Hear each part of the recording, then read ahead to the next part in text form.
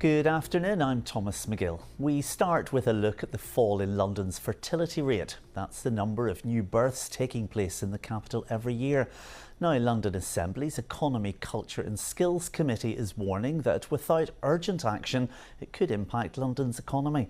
Well, Megan Owen reports from the borough with one of London's lowest fertility rates. It's a full class at the Zip Zap Baby Music Group in Islington.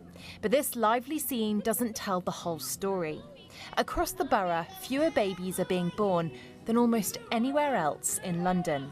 People are moving basically for schools, for more space in their houses, more affordable housing in other boroughs.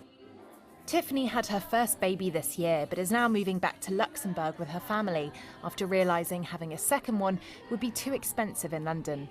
Prices is a huge factor, like it's increasing, and renting as well. You're making the decision to move back to Luxembourg? Yes, exactly. Luxembourg is a country when childcare is free. Patrick, who has 2 young children and lives in social housing, is also considering leaving.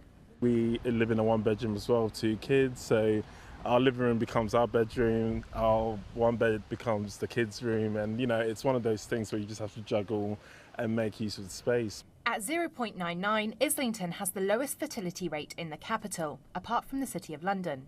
By comparison, England's average is 1.4, down from 1.9 in 2010. Here, renters spend nearly half their income on rent. The average home costs almost 12 times the average salary, and it has some of the country's longest social housing waiting lists and highest childcare costs. Many schools have also closed in the area due to falling pupil numbers, which led parents to protest last year. There are warnings that the challenge is existential for London. We need to tackle this as an absolute emergency. If that continues on the current projections, we'll see a donut effect where we've got virtually no children left in inner London and only in the outer boroughs. That would be an existential challenge for London.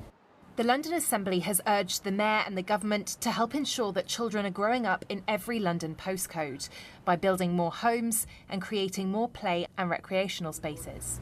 It's not always the easiest thing to talk about, but I've had some really honest chats with people here in Islington. Some say that kids just aren't for them, others say that they've struggled to have them. But I was interested in how the younger generation feel and whether kids are even on their radar at this point. Students Millie, Charlotte and Jess, who live in the borough, were happy to chat to me about their thoughts. It was never something I worried about, but now I'm kind of like, oh, I need to make sure I'm settled and can afford that if that's something I want in the future.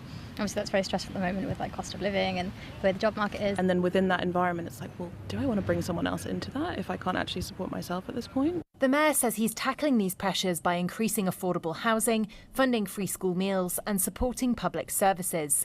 The government says they've improved parental leave, rolled out 30 hours of funded childcare a week and are building more council homes. What's happening in Islington is a snapshot of a wider trend across inner London, the country, and it matters to us all.